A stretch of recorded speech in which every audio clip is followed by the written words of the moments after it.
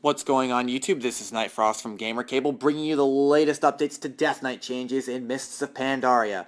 So some pretty nice changes have gone in, so let's dive into them right away. I apologize I haven't been making videos in a while, but aside the fact, let's get started, like I said 2 seconds ago. So you can now see all of your abilities have been condensed under one spec. So Frost, since I've picked Frost, everything's under Frost. It now tells you your core abilities. So for Frost, for example, and by the way, for this entire video, I will be using Frost as a template. I'm sorry if you're an Unholy or Blood player. I main spec Frost. I'm not going to do anything too spec specific, but just a general changes. So again, they show you your core abilities now and what's changed. And one thing I would like to note is Frost presence has changed, and Death Knights, especially Frost DKs, and maybe even other DPS DKs like Unholy, might want to consider it. And even PvP, because while you do not get the run speed increase like you would with Unholy Presence, the reduction to movement and pairing effects has been now converted over to Frost Presence. Frost Strike costs 15 less runic power, and runic power regenerates 20% faster. So that's pretty cool. You get 20% more runic power generation. I like that. They're making Frost Presence useful. Alright, moving on to the talents. They have brought back a lot of things with the talents. Like Unholy Blight has made a return. That is stacked up against Plague Leech, which consumes both diseases to replenish a depleted rune. Rolling Blood, which is Pestilence, and Blood Boil. Under the mitigation tier, you've got Lichborn, which is your Death Coil heal thing. Turns you undead, of course, so that way you can heal with Death Coil.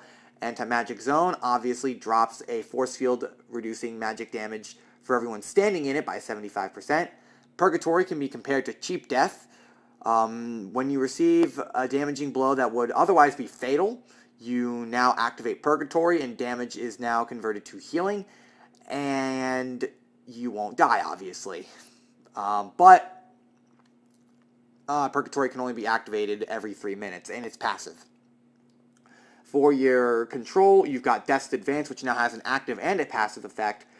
Passive, 10% extra run speed, cannot be have your movement slowed beyond 70%. Active, 30% speed increase, cannot be slowed beyond 100%. Chillblains, same thing, 50% damage reduction to all targets infected with Frost Fever. Asphyxiate is now a stun, and Silence lifts the target into the air for 5 seconds, stunning and silencing them. This spell replaces Strangulate, so don't be confused when you don't see Strangulate in your book anymore.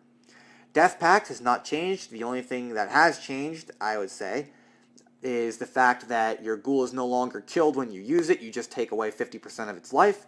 Death Siphon is now a new ability, and it's kind of like Death Strike. It's pretty much shadow damage converted to healing. You deal damage, you are healed. Conversion uses RP to heal so long you have RP, and Conversion does not have a cooldown, so this could be rather OP, but they have nerfed Conversion. And in cases where you're getting trained in PvP, it's not really going to be helpful. For your rune regeneration, they've changed Blood Tap to now have a charge system.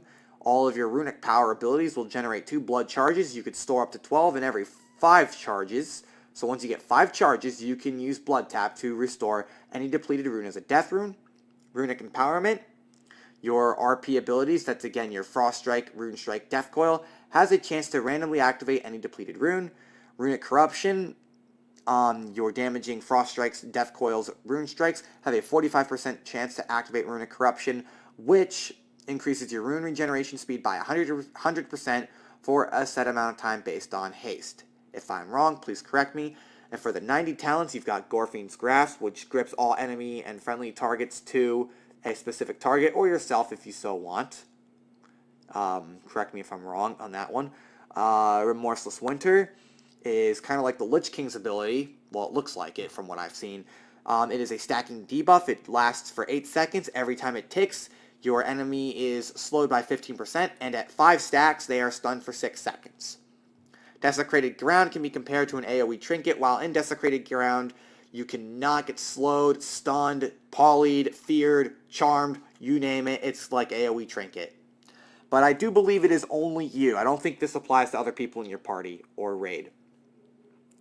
The glyphs have been changed slightly for Death Knights. you can now notice that the glyphs are more preference-based. For example, AMS is now a bubble, if you so want it to be. It absorbs all magic damage, but only for a certain rate. Dark Simulacrum, just, the whole ERP factor. Faster, longer, better, whatever. Death Grip, the 5 yards, pretty cool. Icy Touch, Dispel, pretty nice. Outbreak, no longer has a cooldown, but costs runic power. You get to keep runic power when you switch presences, just to name a few. And then you get some fun glyphs, like Corpse Explosion, your Death Gate, your Geist instead of a Ghoul. They also have a glyph for Army of Dead that prevents it from taunting, so that's pretty nice for PvEing.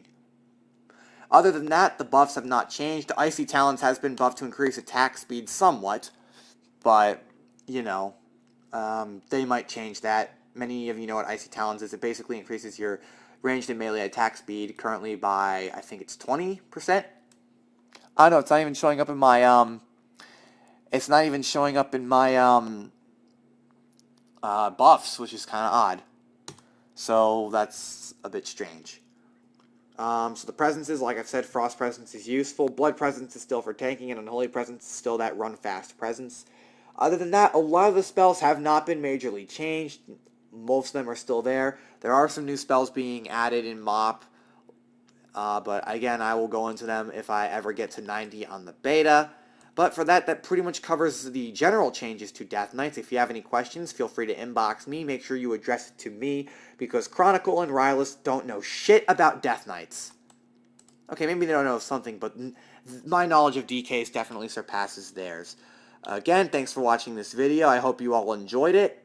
Remember to comment, rate, subscribe, and of course, I will see you all next time.